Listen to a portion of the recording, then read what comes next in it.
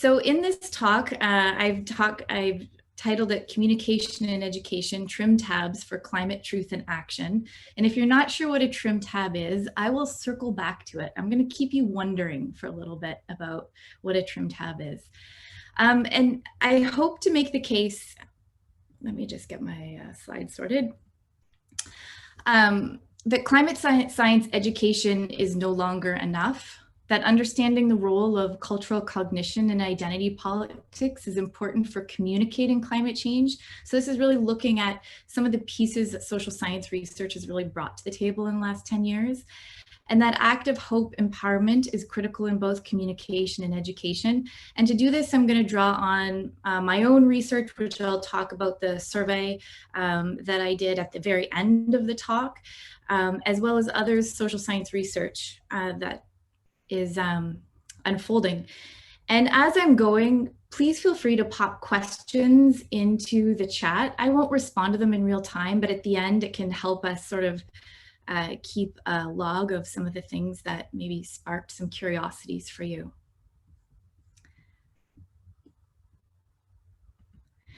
So first, let's just take a moment to reflect on the fact that Dr. James Hansen said in 1988 to a US Congressional Committee that it was 99% certain that the warming trend was not a natural variation, but was caused by a buildup of carbon dioxide and other greenhouse gases in the atmosphere. So that was 32 years ago. And he started collecting data in 1981. So we can actually say it was almost 40 years ago. And we're now in 2020, and what a wild, topsy-turvy year it's been. But really, it's been since 2014 that we had the scientific consensus on human-caused climate change. The science is clear, and we don't need more of the same approaches to climate science education to improve things. And we've seen consistently that scientists escalate their statements, veer away from maintaining an objective stance, putting forward ideas on how to move society towards addressing what has been so clear within the sciences. And quite frankly, they're sounding quite exasperated. So here you have Jim Skia, co-chair of the IPCC Working Group on Mitigation, say, we've pointed out the enormous benefits of keeping to 1.5 degrees Celsius, and also the unprecedented shift in energy systems and transport that we needed to achieve that. We show it can be done with laws of physics and chemistry. Then the final tick box is political will. We cannot answer that. Our only audience can, and that is the governments that receive it. And again, we have Sir Robert Watson, chair of the Intergovernmental Science Policy Platform on Biodiversity and Ecosystem Services. What a mouthful. In May of last year, saying the health of ecosystems on which we and other species depend is deteriorating more rapidly than ever. We are eroding the very foundations of our economies, livelihoods, food, security, health, and quality of life worldwide. And then last year, in November, 11,000 scientists declared a climate emergency, outlining 6 steps for securing a sustainable future. And these 6 steps really push, I think, scientists outside of some of the places that they naturally would study, talking about, well, first, more is around energy efficiency, then talking about short-lived pollutants, then talking about conservation. So that's all sort of in the realm of comfort. But then the shift to plant-based foods, then talking about the need to look at shifting away from GDP growth, and lastly, looking at how do we stabilize our world population. So the science is clear. Scientists have done their job and will continue to monitor, model, and predict. And here I'd like to pivot to some more important aspects of social science research that have helped us understand why we know the climate is understand that we all know the climate is changing, but that we seem to be slow in our ability to change our human systems. And this research has really, as I said, proliferated in the last 10 years, and there's some important gems that help us better understand engagement, communication, and education.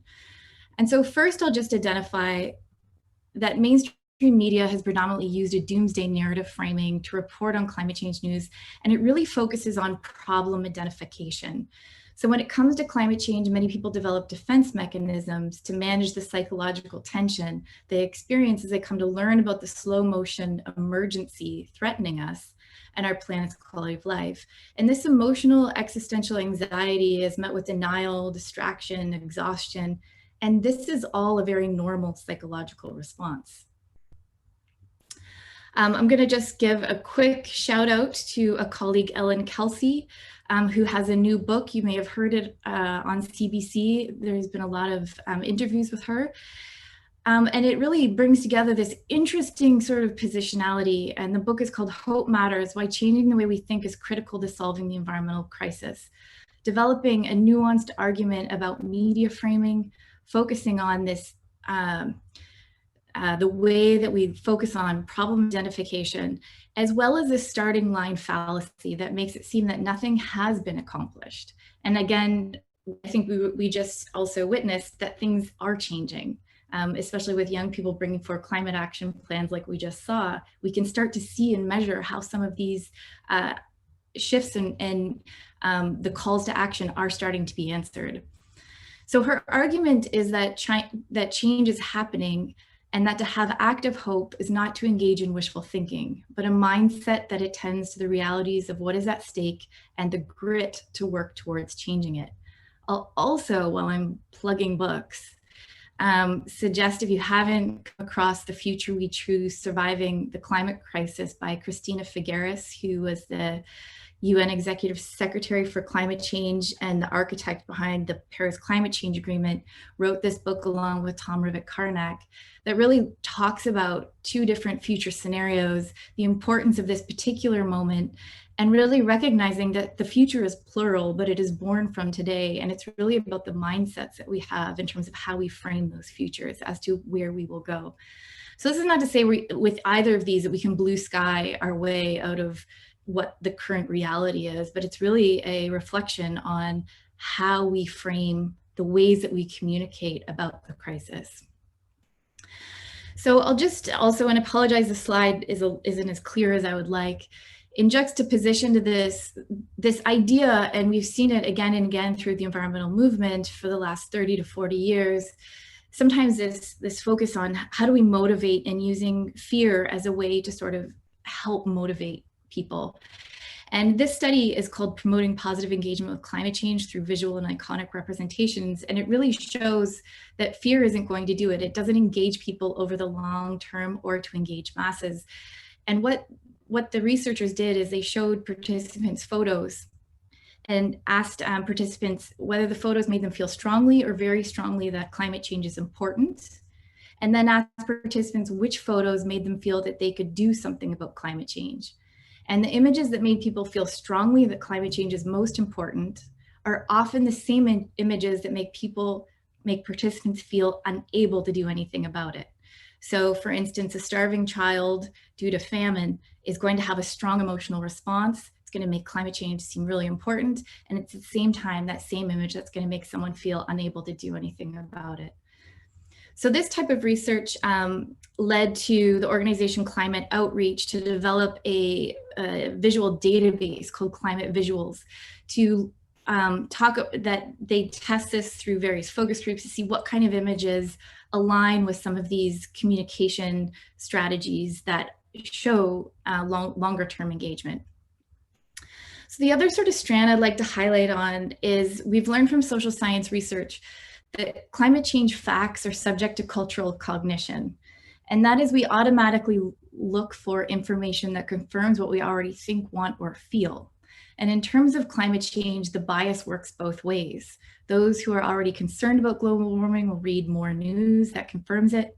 And those who believe it is bogus will prefer news sources that question the science. And the bias is reinforced when the beliefs are connected to values and identity. So this notion that we can just produce more good science and then hope that that's going to create change doesn't work. It hasn't worked for 40 years. And so we really need to think more strategically about what are the modes of engagement and the ways that we communicate. So people exhibit a strong selection preference for information on climate change that already matches and reinforces their cultural identity and worldview. And we've seen the rise of disinformation spread through social media. And along with this, there's often similar positionality on wearing masks, vaccinations, etc. And so here we have a data visualization of Twitter audiences talking about climate change. And some of the things that I would suggest is we find media frames that will speak to and bridge some of the diverse and separated audiences. So here, how do we have the Detroit teens who love rap talk with Americans who support the resistance, as well as the moms who support the Democratic Party? How do we find a way to move away from this age of personalization in media to have some of these more deeper deliberative conversations? Hard. But this isn't just in America. I saw this truck yesterday in Aurelia and noted it. And there's all kinds of interesting stickers on there, and it is provocative. But you can see again the way that identity politics are playing out in these issues that we're facing. So again, how do we experiment with communication frames so we're not just communicating to those who have similar values or worldviews as us? And that is the work that we have to do in order to develop policy that will get voted in and passed. So also important, a lot of this work has come out of the Yale program on climate change communication. And their work, they developed 6 different audiences within the US and tested how they view climate change. Here in Canada, we have some researchers, Dr. Eric LaChapelle and Louise Comeau, who then took these audiences and developed in-depth data sets about Canadian audiences. They collapsed it into 4. So we have the dismissives who don't believe climate change is happening. We have the skeptics who believe it's happening but don't believe it's human caused. We have the aware group, which is an important one to pay attention to because they understand that climate change is human caused, but they don't believe we can do anything about it. And then we have the empowered group. So when we look at the demographics, and I apologize that this is aside, and this data set is proprietary and they're constantly updating it. This one, I believe, is 2018. But we can start to see a few interesting trends. And so when we look at, we can see that females, women, a huge amount are in the aware group and in the empowered group, as well as those who hold university degrees. Among the dismissive tend to be 71 years and older. Another one in terms of young people, 18 to 34-year-olds, a large amount are in the aware and in the empowered group. So I think it's really important for us to set aside this idea that knowledge will shift attitudes, will shift behavior, and think much more strategically about the nuance in which climate change positionality occurs.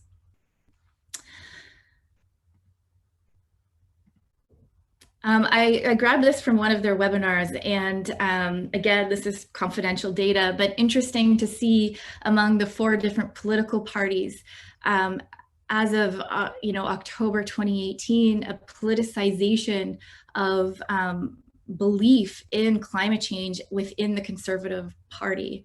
And so that seems to indicate like this big shift in recognizing that climate change is happening. I don't know what the cause is, but it's an interesting sort of piece to see how this acceptance can shift over time based on media, based on whatever the influencers may be.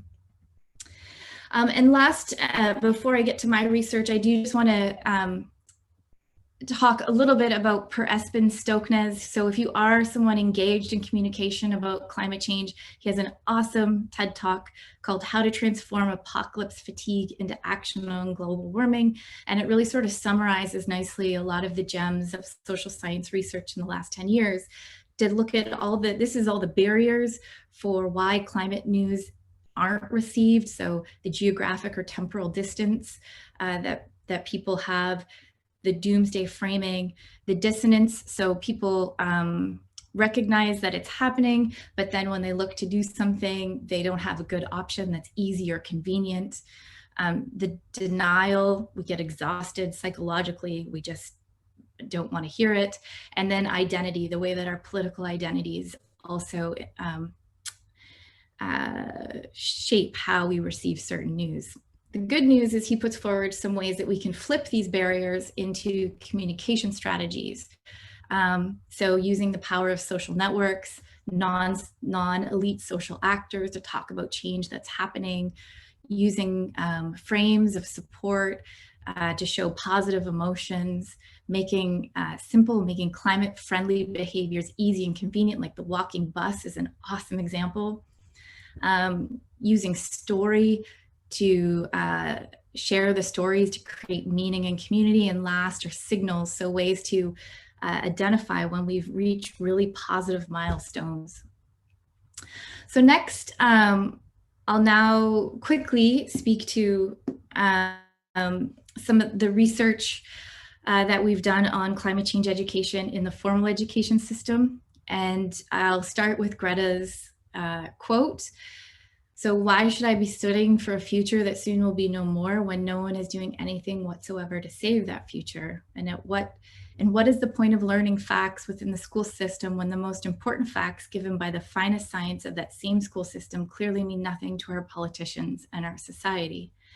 And it's wonderful to hear the presentation this morning and to see young people actually addressing this and looking at creating the change. So this survey is of just under 4,000 Canadians, and it looks at both public and formal education. It was for my postdoc, so it was funded by SSHRC. It was in collaboration with Learning for a Sustainable Future, and Leger Research Intelligence helped to collect the data.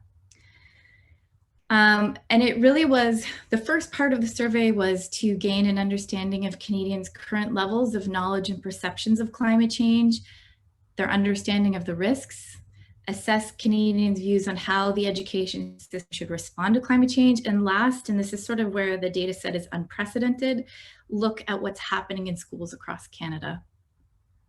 So the target audiences were the general public, parents, youth in grades 7 to 12, and educators of grades of kindergarten to 12.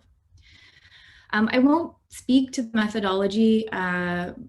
Most of the data is weighted and a closed sample because we wanted more educators than were in the online data sample than we did to open it up to volunteers.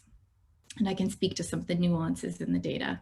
The data was collected in October 2018 to January 2019, and all of the findings, I would say, if anything, would be amplified in terms of that time, and then all of the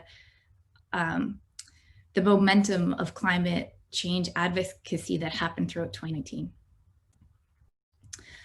So here are total respondents, just over 1,000 volunteer educators who opted in, 100 closed sample educators, 570 parents, just under 500 students, and just under 1,000 from the general public. So I'll just speak to sort of the high level insights that we saw. And then if folks are interested, it's all available. We have a national report that's very in depth, and then we have ones for different provinces. So I've put in a few slides of Ontario data, but if this is something you're interested in, this is like the 30,000 foot up look at the survey findings. So what we found, Canadians are concerned about climate change, and this aligns with the eco-analytics data as well as Abacus poll data, somewhere between 80 to 87% through all those polls are concerned. Canadians are certain that it's happening. Again, this is in alignment with those other polls.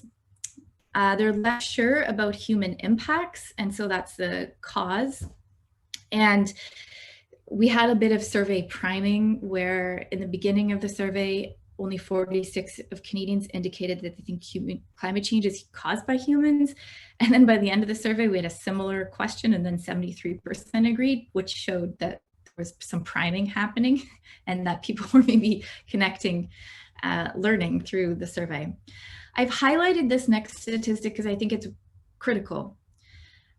Canadians are less certain that carbon dioxide and other greenhouse gases cause climate change. And so while I've made a strong claim that we don't need to focus on the climate science, if there's one thing we need to communicate is this, that carbon dioxide and other greenhouse gas emissions cause climate change. In our survey, only 48% of Canadians correctly attributed carbon dioxide and other greenhouse gases as the primary causes of climate change. And so if we have a public who doesn't understand the need for reducing carbon dioxide, we won't have a public who will support policies like carbon taxation or other initiatives. So 43% of Canadians failed a climate change knowledge test. And if you're interested in these questions, they are available in our report. All of the questions come from information readily available on the Environment Climate Change Canada website. There's a significant gap between perception and knowledge. So half of Canadians feel they're well informed about climate change, and then only 14% correctly answered 8 of our 10 knowledge questions. So there's a big gap there. However, 86% agree that they need more information on climate change. So there's a big role for our climate change communicators and our educators here. Canadians get their information about climate change predominantly from television. However, they trust scientists and academics more, which is consistent with all research that's been done in this area. It was very interesting though, Canadians get a lot of their information from conversations with friends and family. So 47% indicated they get information from family and friends. So if you're thinking about a campaign, really getting people to go talk to their neighbors may be a very effective strategy in terms of the ways that Canadians get information. The Canadians are seeing the impacts of climate change, but only 36% reported they have personally experienced the effects of climate change. This is also very consistent with people who have experienced natural disasters.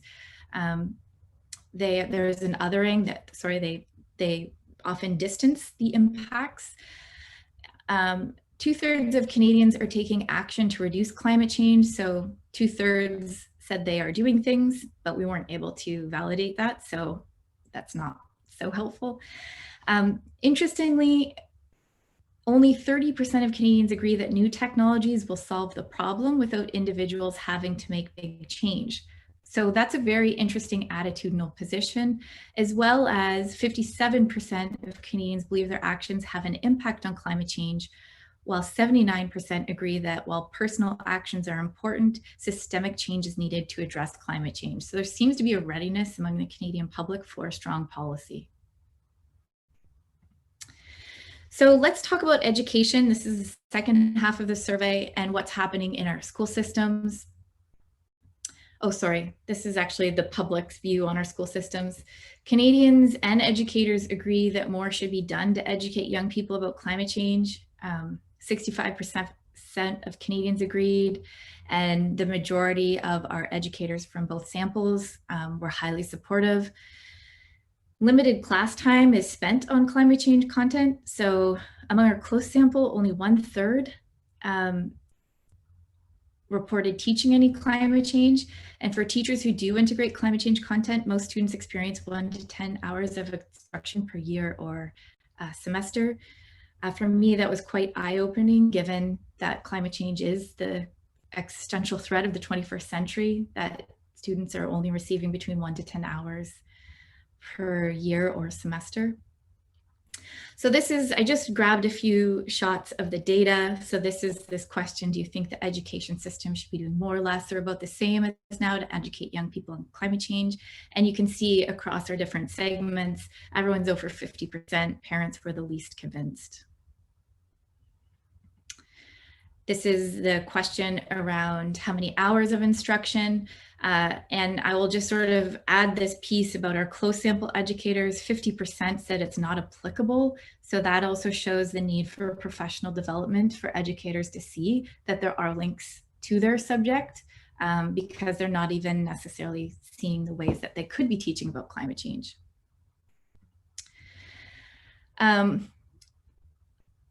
But it's clear that teachers need support. Only 32% of our closed sample educators feel they have the knowledge and skills to teach about climate change.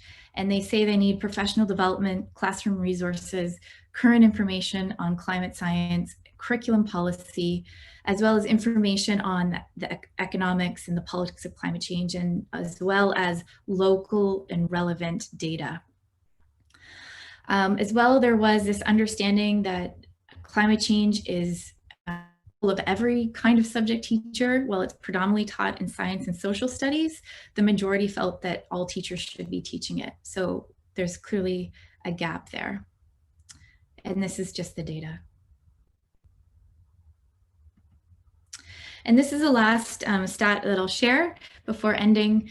And I think it's actually sort of well positioned with the presentation we just saw. So when we ran the engagement analysis, so that's looking, we took all of the respondents in our survey and wanted to group them into dismissives, so those who don't believe climate change is happening, the skeptics who don't believe it's human caused, the aware group, so that's that they don't think anything can be done to change it, and then the empowered. And when we ran this analysis, we found that students, so this is students from grades 7 to 12 across Canada, they're the largest group that fit in this aware. So 46% of them understand that human-caused climate change is happening, but they do not believe that human efforts will be effective. And so that, to me, when I saw that stat, clearly indicated that there's a burgeoning mental health crisis among young people, because what does it mean to understand climate change is happening and its impacts, but to not believe that there's anything that can be done? And so then to see also the ways that the youth in their climate action plan have integrated mental health as a key aspect to focus in the policy makes me very, very happy. So there's that data.